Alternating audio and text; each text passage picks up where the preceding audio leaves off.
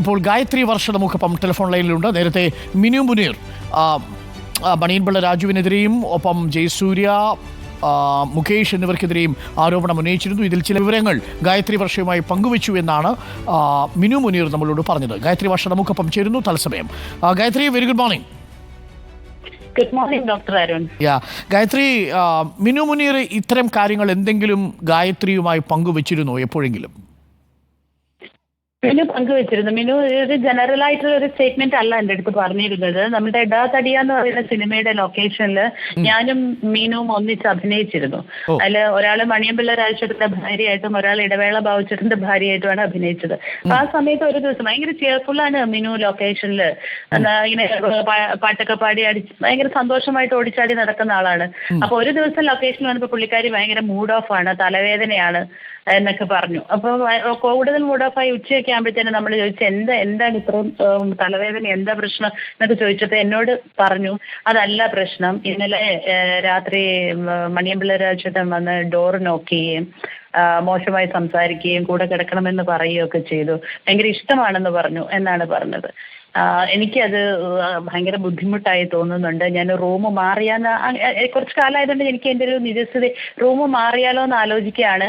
അങ്ങനെ എന്തൊക്കെയോ പറഞ്ഞു. അപ്പൊ ഞാൻ പറഞ്ഞു ഒന്നുമില്ല മീനു, ലൊക്കേഷനിൽ നമുക്ക് ഇഷ്ടമില്ലാതെ ഒരാൾ നമ്മളെ ഉപദ്രവിക്കില്ല. ശക്തമായി നോ പറയുക. എനിക്ക് പറ്റില്ല, ഇനി കൂടുതൽ എന്നെ ഉപദ്രവിച്ചാൽ ഞാനത് റിപ്പോർട്ട് ചെയ്യും എന്ന് പറയുക, ഇത് മതി എന്ന് പറഞ്ഞു. അങ്ങനെ പറയുകയാണുണ്ടായി. അതിനുശേഷം പിന്നീട് അവിടെ അത്തരം ചർച്ചകൾ ഉണ്ടായില്ല, വേറൊന്നും പറഞ്ഞുമില്ല. പിന്നെ നമ്മളൊക്കെ സപ്പോർട്ടിങ് ക്യാരക്ടേഴ്സ് ആയിട്ട് 1-2-3 ദിവസത്തെ ഷൂട്ടിങ് അങ്ങ് കഴിയും. പിന്നെ മീനുമായിട്ട് എനിക്കൊരു കോണ്ടാക്ട്സ് ഒന്നും ഉണ്ടായിട്ടില്ല. പക്ഷെ ഇങ്ങനെ പറഞ്ഞിരുന്നു. അന്ന് മീനു ഭയങ്കര മൂഡ് ഓഫ് ആയിരുന്നു, ഭയങ്കര സങ്കടമായിരുന്നു, വളരെ വിഷമം തന്നെയായിരുന്നു. അതായത് ഇപ്പൊ മിനു മുനീർ പറഞ്ഞ ഒരു കാര്യത്തിൽ തെളിവുള്ളത് ഗായത്രിയുടെ അത് സൂചിപ്പിച്ചിരുന്നു എന്നുള്ളതാണ്.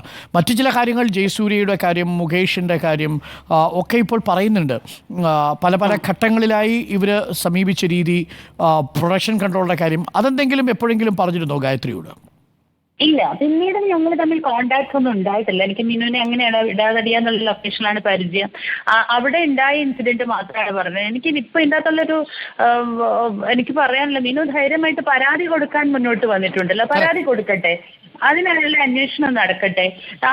ആ ഇടത്ത് നമ്മളെല്ലാവരും സ്ത്രീയുടെ നിസ്സഹായത പലപ്പോഴും എങ്ങനെയൊക്കെ ആയിട്ടുണ്ട് എന്നുള്ളത് നമ്മളെല്ലാവരും ധാർമ്മികമായി അവരുടെ കൂടെ തന്നെയാണ്, കൂടെയുണ്ട്. പരാതി കൊടുക്കട്ടെ ധൈര്യമായിട്ട്. പഴയൊരു സെറ്റപ്പ് അല്ലല്ലോ ഇപ്പം. ഈ ഹേമ കമ്മിറ്റി റിപ്പോർട്ടിന്റെ ഫൈൻഡിങ്സിന് ശേഷം പരാതി കൊടുത്താൽ ഒരു സിസ്റ്റം കൂടെയുണ്ട്. അതുകൊണ്ട് അത് ആരായാലും അവർക്കെതിരെ മീനു ധൈര്യമായി പറയട്ടെ, അതിന്റെ ഗ്രാവിറ്റി അനുസരിച്ചിട്ടുള്ള നടപടിയിലേക്ക് വരട്ടെ. അതാണ് എൻ്റെ അഭിപ്രായം. ഒരു കാര്യം കൂടി, ഈ ഇടവേള ബാബുവിന്റെ ഭാര്യയായിട്ടാണല്ലോ ആ സിനിമയിൽ അഭിനയിച്ചത്. ഇടവേള ബാബുവിനെതിരെയും മിനു മുനീർ പറഞ്ഞത് AMMയുടെ അംഗത്വം എടുക്കാൻ പോകുന്ന സമയത്ത് കഴുത്തിൽ ചുംബിച്ചു എന്നൊരു ആരോപണം കൂടി പറയുന്നുണ്ട്. അത്തരത്തിൽ ഏതെങ്കിലും എപ്പോഴെങ്കിലും ഈ ഇടവേള ബാബുവിൻ്റെയൊക്കെ ഭാഗത്തു നിന്നും ഗായത്രിക്ക് മോശമായ പെരുമാറ്റമോ നിലപാടോ ഒക്കെ അനുഭവിക്കേണ്ടി വന്നിട്ടുണ്ടോ? എനിക്കില്ല. എനിക്ക് ഇടവേള ബാബുവിന്റെ ഭാഗത്തുനിന്ന് അങ്ങനെ ഒരു അനുഭവം ഉണ്ടായിട്ടില്ല. വളരെ ഞാൻ പരിചയപ്പെടുന്നത് എനിക്കൊന്ന് മഴവിൽ കൂടാരം എന്ന് പറയുന്ന സിനിമ ചെയ്യുമ്പോഴാണ്. അപ്പോഴൊക്കെ നമ്മൾ താരതമ്യേന ഒരുപാട് ജൂനിയർ ആയിട്ടുള്ള പ്രായമാണ്.